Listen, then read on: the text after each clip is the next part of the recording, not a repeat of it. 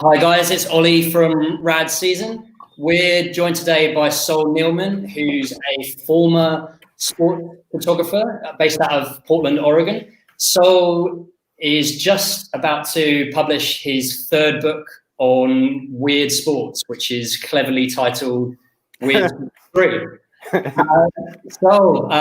Thanks for joining us. Thank you. Thanks for having me. So where are you in the moment, Sol? I mean, where am I? I'm in Portland, Oregon. Right, and how's the situation over there? I see. You know, it's beautiful out here. It's a beautiful city, and people are out and about, and most people are taking it pretty seriously, and it's surreal. And I think my weird sports season is done for the year, so it's surreal. It's strange, huh? Yeah, all the things that I photograph are things of community and people out and about, celebrating and doing jackass things. And now the biggest jackass thing you could do is not wear a mask or get too close to someone at the supermarket. So maybe that's a new weird sport in the future. But yeah, I know people are trying to get creative and sort of come up with things to do in the house. Yeah, I've seen some videos online, and it's if we knew that this was more of a short-term issue, I think that would be a lot easier. Yeah, I think that all the uncertainty just kind of takes away some of the joy.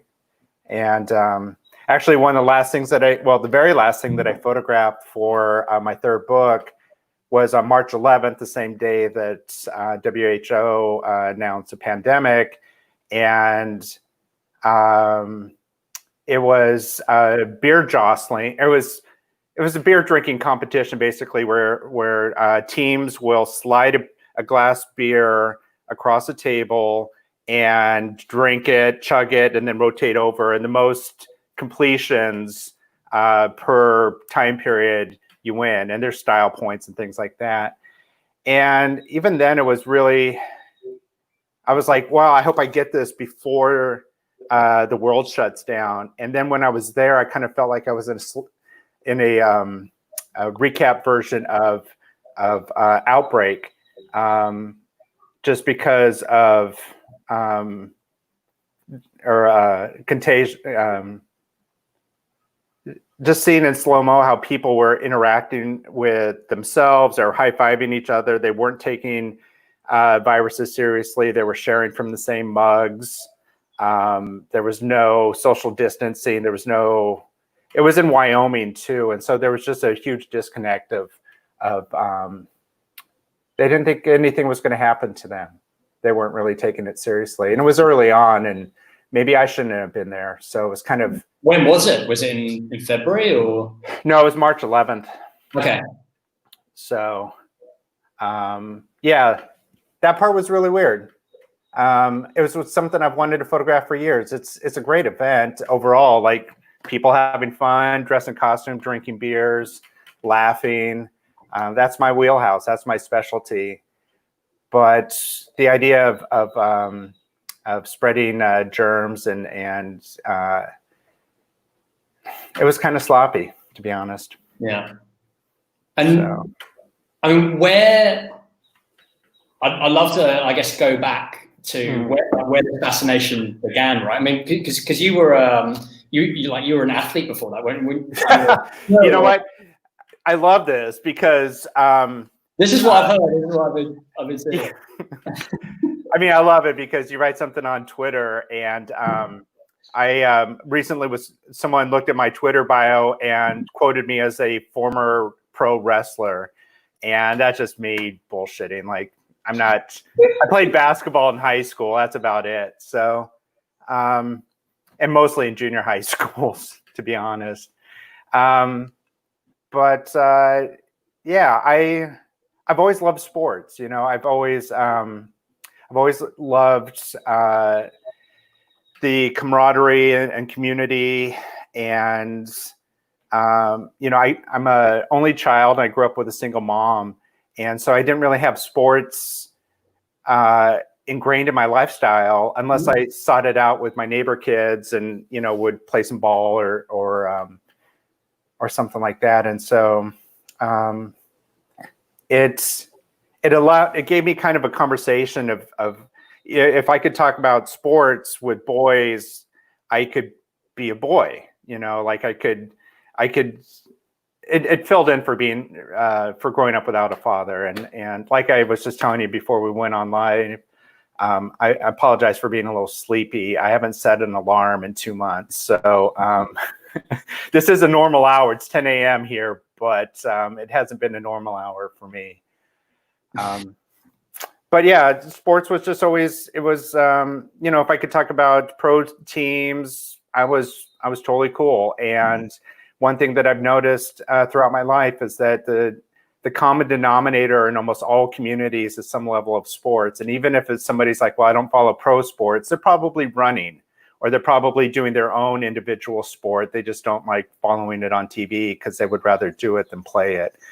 And I just really love, I love people having fun. And I've, as far as the weird sports part, that was kind of an evolution because I, despite what it says on Twitter, I'm not an athlete. And so anyone can do a weird sport, but not everyone can be an Olympian. So there's a lot of opportunities for people to do sports in the way that they're capable and interest them. And then they, get drunk and dress in costume and do silly things. So that's a lot more fun.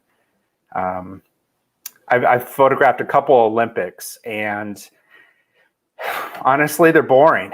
I mean, it's super interesting. It's like being behind the scenes, and I appreciate the access that I was given. I was there for Michael Phelps and in Beijing and Bolt, and I was bored overall. Like it just wasn't, there wasn't that level of joy, because that's something that it's not even 1%er can do. It's like a dozen people in the world could do that at that level.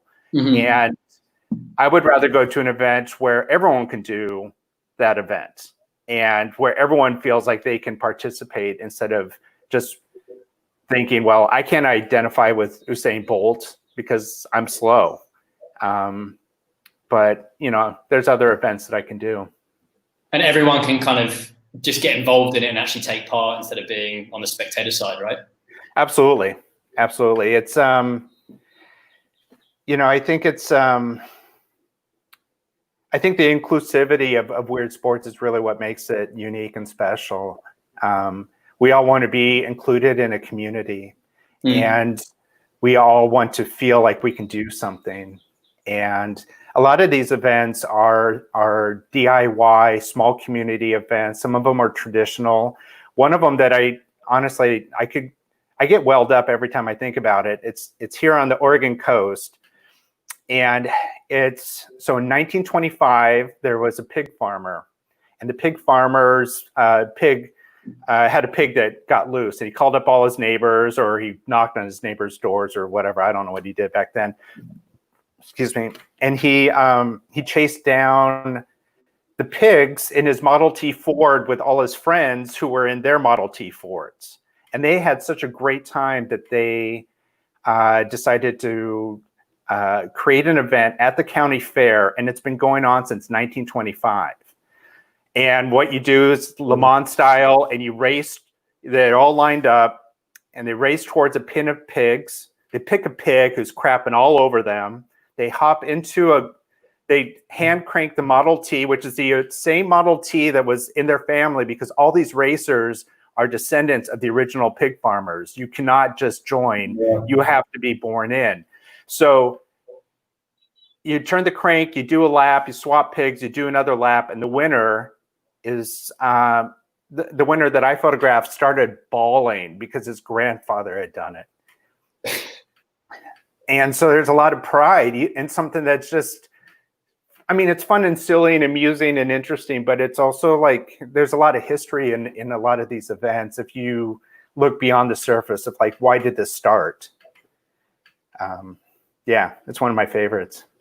That's awesome. Would you say, I mean, is there any particular area in the US that is it across the country where all these weird sports are taking place, or are there certain states or certain regions which would have more, or any kind of quirky places really? Well, I'm from Portland, and so we like to think Portland's weird.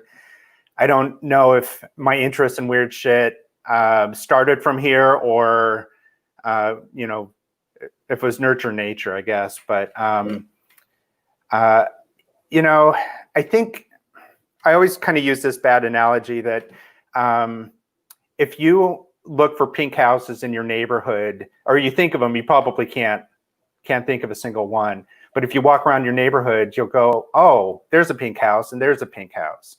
And it's like that with weird sports, is that a lot of people haven't heard of these things, but they also haven't been looking critically. Yeah. And if you keep an eye out and you go, oh, that is kind of weird. There is this traditional thing that we've done for so long. I mean, no offense to Norwegians, but the biathlon is a weird sport. You're skiing and you're shooting. But they've been doing it for so long that it's now mainstream. Yeah. Curling, snowboarding. I remember when I would go skiing as a kid, and people were making fun of snowboarders, like, get off the mountain. Can you imagine that now? Skateboarders, all this stuff. So there's an evolution that happens with it. Because this project's self-funded for the most part, I end up looking for things near me so that I can just hop out, drive, short flight. Yeah.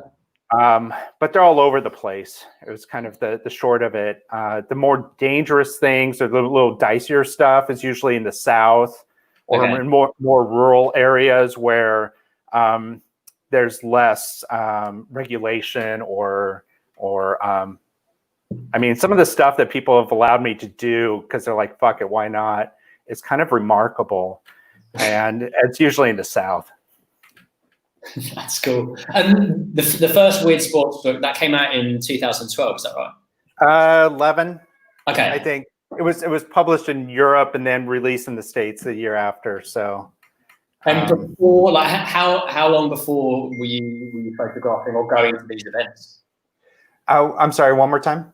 How long were you going to these events before you thought, okay, it would be good to put this all together and kind of make a book out of it? I started in 2005. I went to a photo conference where I met all my best friends and all my future ex-girlfriends, and just really bonded with this awesome community. And I had been doing sports for a newspaper, a major newspaper, the Oregonian, here in Portland. And it was I'd done it. It was kind of boring. There was a lot of Oregon history. I grew up, I'm an Oregonian that worked at the Oregonian. So there was a lot of, there were a lot of things that I appreciated, but I was getting kind of bored. And going to that photo community event was more like, what's important to you? What do you love? And around that same time, I have a distant cousin who's a photographer for Magnum, and his wife asked me, like, what do you love to do? I'm like, travel, sports, photography, and weird shit. And that kind of like clicked. And so after that conference that was in Austin in 2005, I ended up driving up to Seattle from Portland. It's about a 3-hour drive, 3-4. And I photographed roller derby, which in 2005 was brand new again. Nobody had realized that it was going on. And I had such a great time. I'm like, all right, now what am I doing? And there was a cow shit throwing contest in Oklahoma that I went to go photograph. It didn't make for good photos, but it was definitely an interesting event. And then I did underwater hockey, and then I did a Highland Games, because I still think caber toss is a weird sport, or a hill race. Was that in the US or? No, that was in Oban, Scotland. Okay, yeah. And then it just kind of kept spiraling out, kind of like my storytelling. It's I would find things on a list. There was originally like a top 10 weird sports list, and I would try to tackle some of those. And then I'd go like, what else is happening? And then things like with that Pig and Ford was about that same time, 2007 or so, I just quit the newspaper and I didn't know what I was going to do or what I was going to focus in on. And a friend of mine, Matt Eich, was an intern at the Oregonian, and he said, "Do you know about the Pig and Ford races on the Oregon coast?" And I'm like, "No." And I was there the next day, and I bullshitted my way through, got a credential. They actually said, "Well, we've been photographed by National Geographic." And a good friend of mine who lives nearby, who works for National Geographic, is Randy Olson. He's the one who took the photos there. I don't think they boast about me taking photos there, but they definitely boast about Randy Olson taking photos there. And it just kind of kept going. So you're asking, did I imagine to have a book? I never thought I would get published. Most of my work was never seen. I did have like a huge exception. I had one photo run in National Geographic, which I thought like, okay, well, maybe that's the pinnacle of my career. Which event was that? That was at the Redneck Games. It was a photo of a mud pit belly flop where people would like just dive into a big mud pit. And it was pretty glorious. So, yeah, so I just kind of kept taking photos because I had a lot of free time and I love photography and travel and sports and weird shit, and just kind of kept doing that. And then in 2010, there's a book fair in Frankfurt every year. It's the world's largest. And one of my best friends is from Frankfurt. So I'm like, well, fuck it. At least I'll go see Peter and, have a few pints and be good to go. And I went to this book fair and ended up meeting a woman, Alexa, who recognized my body of work through a very industry obscure contest and agreed to publish my work. And yeah, changed my life. So I did the first book, and then I'm coming back for more, and I'm done with the third one. I'm working on on the edit right now. My Kickstarter was going to start in March, but that got postponed, so I'm not sure what the timing is going to be for everything. But I never thought I would get published. It's that's the biggest thing. That's great that it did. I mean, is there any, would you say, in your mind, like what defines a weird sport? I guess they got their own interpretation of it, and yeah, what is a weird sport to you? Well, it's got to be, at least for me to photograph, it needs to be photogenic. A weird sport is usually to me, and it's all interpretive. Like I've had people say, like, again, it's not a weird sport. And, curling's a weird sport for sure. But, for me, it's really about, is there some twist on something that we assume is normal? Just like with the snowboarders, the first snowboarders. Yeah. And even skiing's not that old if you think about it. So like, what are the twists where somebody or some community will say like, that looks like fun, but I would rather do it this way.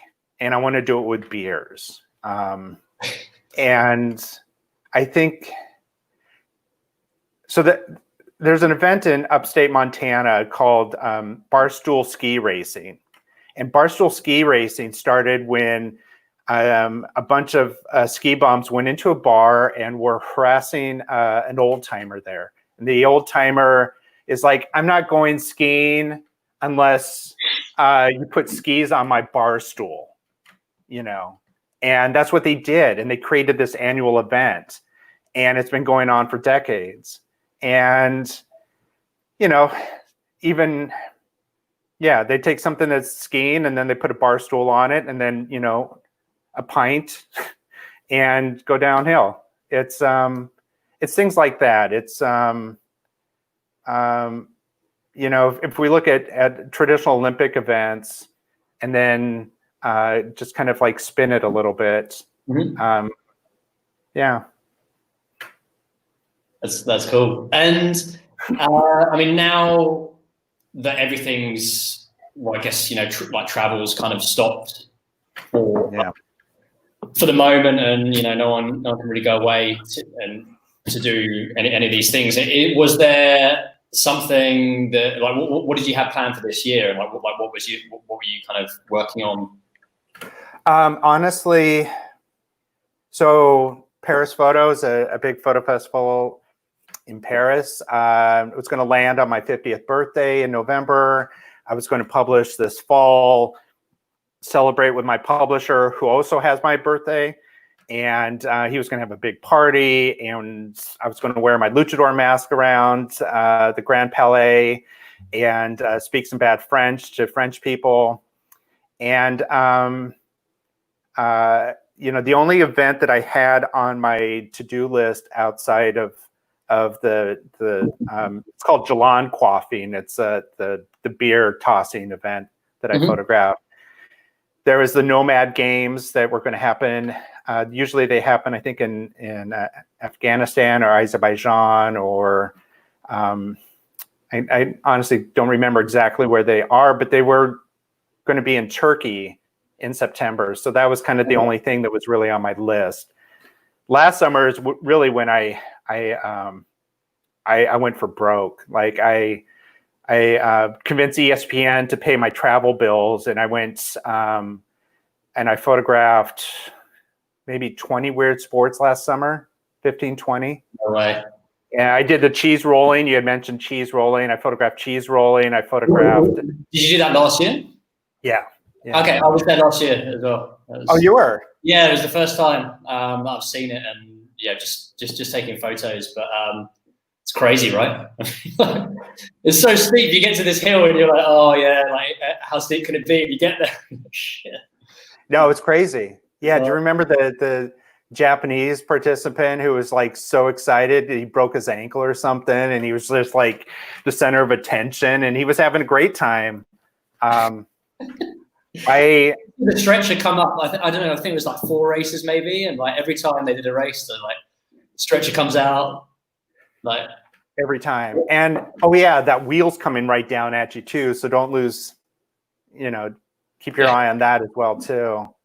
I actually almost biffed it with because I photographed 3 of the races from the base behind one of the haystacks there. Okay. And I'm like, this is kind of, it's what everyone does, and I wish I was on the side of the hill. So fuck it, I'm going to go to the side of the hill. But as I'm doing it, there's no pathway, and it's just mud that's slopping down. And so really busy, right? I mean, there's all this. It's packed. There's like all these people on either side of the hill, and tons of people. Nobody wants to help me because they're like, "What's this fucker doing?" Like, we've been here for an hour or two, been drinking, and this guy with camera gear is climbing up the hill, and I don't want to help him. And so I was really worried about not just hurting myself, but like wiping out everyone around me, because there was really no guardrails. That's kind of what, as much as I love that event, it was probably, well, it's not as dangerous for the spectators, but it's really dicey up there. And, I try to photograph things before they get canceled due to death, which happened with, in Finland, they would have sauna competitions. Yeah, I heard about that. And then one guy died, and they canceled it. They don't do it anymore. So I try to photograph things before they go broke or somebody dies. Wow. And where did you go? So after cheese rolling, were you touring around Europe, or was it? Yeah. Mm-hmm. Okay. Yeah. So I did shin kicking in Gloucestershire. Yeah. Sorry, I'm an American. And then I did canal leaping in Holland. I did rad ball, the bicycle soccer, motorcycle soccer. There was the medieval rugby in Florence, the Calcio Storico. Yeah. I was able to finesse my way into a great vantage point with some Germans there, and got some photos of that event. That was on my I hate the term bucket list, but there were some things that I really wanted to do for this book, and cheese rolling and that event in Florence were two of them. So, I mean, that one, like Casa Historico, it almost looks like, well, what Gladiators would be, right? But I guess without the lions and with it's crazy. Drunk gladiators. I mean, they're basically just taking out, arguments with their neighbors. And, I remember the first time I saw a video of that, and they just throw the ball in, and one guy looks at his opponent and just beats the shit out of him. Are there any rules to it, or no? There might be one or two, but I mean, it's basically a free for all. People have died at that event, so there is some level of, I forget exactly what it is. Maybe it's like, don't kick somebody who's down already or something like that. But yeah, there's that was great. And then I went to the States and I photographed some things in the Midwest, including I went to the Sturgis motorcycle rally and photographed some. I photographed a motorcyclist going through. I love talking about photography.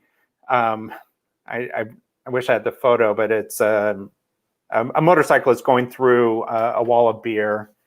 And there was llama racing in Colorado, and I photographed mashed potato wrestling in South Dakota, and beer pong in Vegas, and just some random stuff around the Midwest. Just kind of drove around, and it was a great summer. So I got a lot done this past year, and I'm really thankful for that, because those are things that we will at some point be moving around again, but I don't know if some of these events will hold through, to be honest. Do you think, I mean, the ones that are, I guess, community-led and not necessarily commercial, maybe like some music festivals are, and they've been going for like decades, if not, 100 years or so. Do you think that they'll survive this and they'll be going on next year, or if not next year, then the year after? I don't know, to be honest. I mean, there's, rightfully, there's a huge concern about people's safety. So, I'm nervous about professional sports opening up, to be honest, right now. And it's hard for me to see until there's a vaccine. It's hard for me to envision that these weird sports will continue on, unless it's totally under the radar and people are just kind of throwing, just doing it regardless of safety or standards. Yeah. The commercial ones, I mean, they have money, but then, yeah, I really don't know. I'm curious, but I don't know.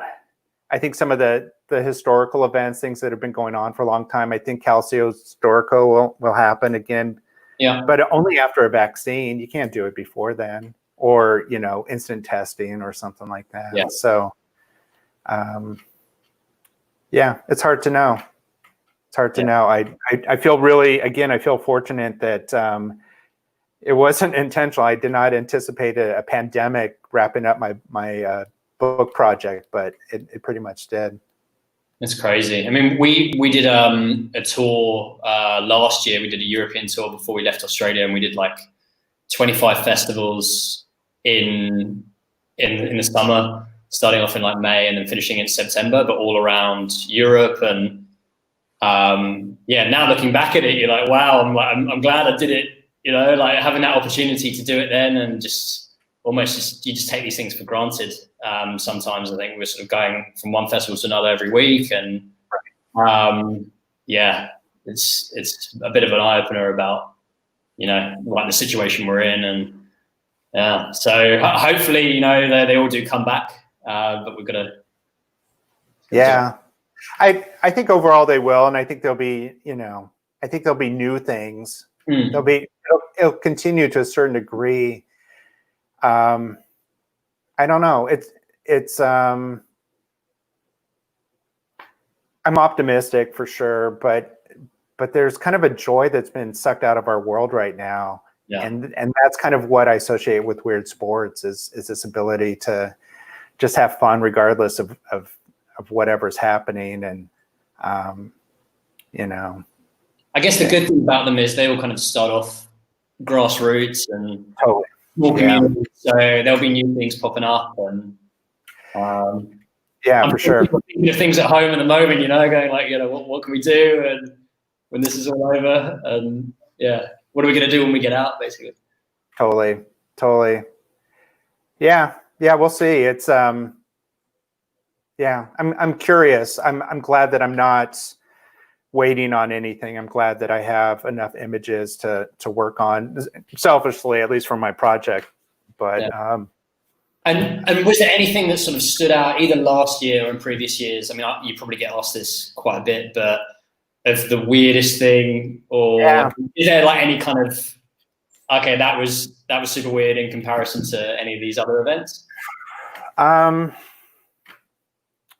Even if it's like recent, like something recent or right. Well, I mean, my go-to answer for everything is there's live monster wrestling in Brooklyn, and it's amazing.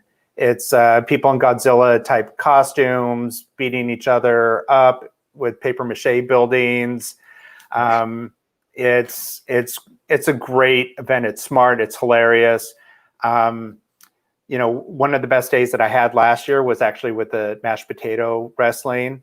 It was this tiny, small town. And is that Potato Days? Is it that festival? Yeah, the Potato Days in Clark, South Dakota. So it's tiny. It's a tiny town, and I called them ahead and said that I was with ESPN. Is okay if I come out, and they had hats waiting for us when we got there, and it lasted an hour. It was a long way to go for just an hour, and it was one of the best hours I've had. It was great, and I'm covered in mashed potatoes afterwards, and thankfully they had some showers set up because it was nasty. People had earplugs in to keep the mashed potatoes from going in their ear canal for infections, because of course they've had that in the past, and it's that was pretty great. I also love things too, like again, talking about tradition. I went to northern Holland to photograph canal leaping. And it's a traditional event. Farmers would leap over canals to tend to their sheep and livestock, and then it became a sport. And now it's pole vaulting, more or less. And it's crazy, and it's really impressive. And I went and photographed a high school event. It might have even been middle school. And parents come out just like a traditional event, just like they're going to a basketball game. They have some seats, and they're watching their kids, and they're cheering on their kids. And there's, snacks and bad coffee, and and it just feels like a normal community event. And this is something that's very local to that region of Holland, which of course is a small country in its own right.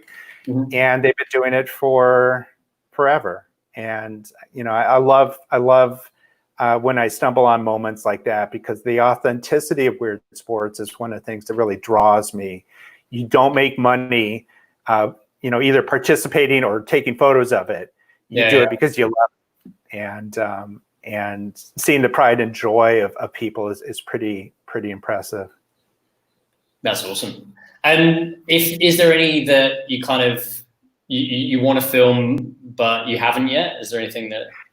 Well, the classic, which is Taser Ball. It's rugby with low-level tasers, and you run around with this large ball, and they zap you, and you twitch, and you release the ball, and then the opponent will grab it and try to score a goal.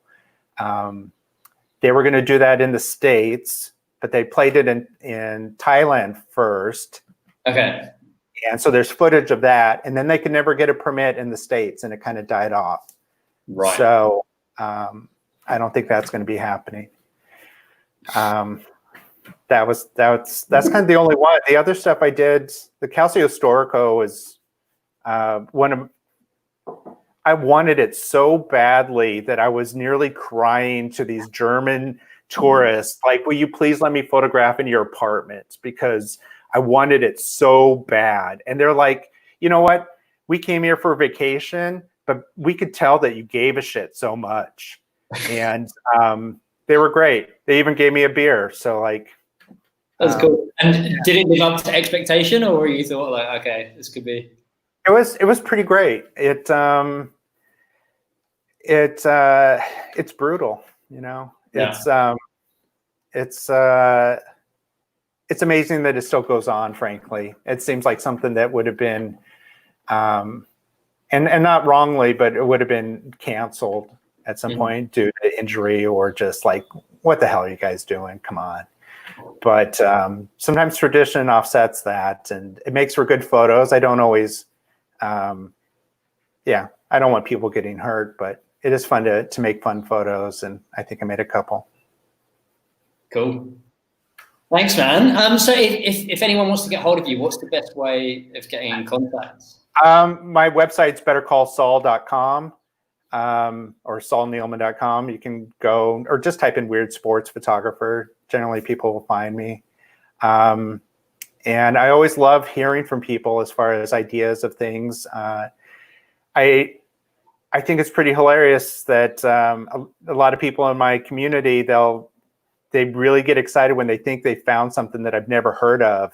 And then I have to say, like, did you see my book, which you own? Because I sold it to you. And they're like, oh, you're right. You've already photographed frog jumping or dog surfing or whatever. So, but I do love ideas, and a lot of the events are really small and in really remote areas, and I wouldn't know about it unless people are from there. Yeah. Even with the internet, it's still, there's so much information out there. It's hard to kind of parcel it down. But yeah, I'm out there. I'm easy to find. You found me, so I'm glad you did. Cool. Thanks, man. Yeah, thanks for having me. Cheers, Sol. Cheers. Cheers. Be safe.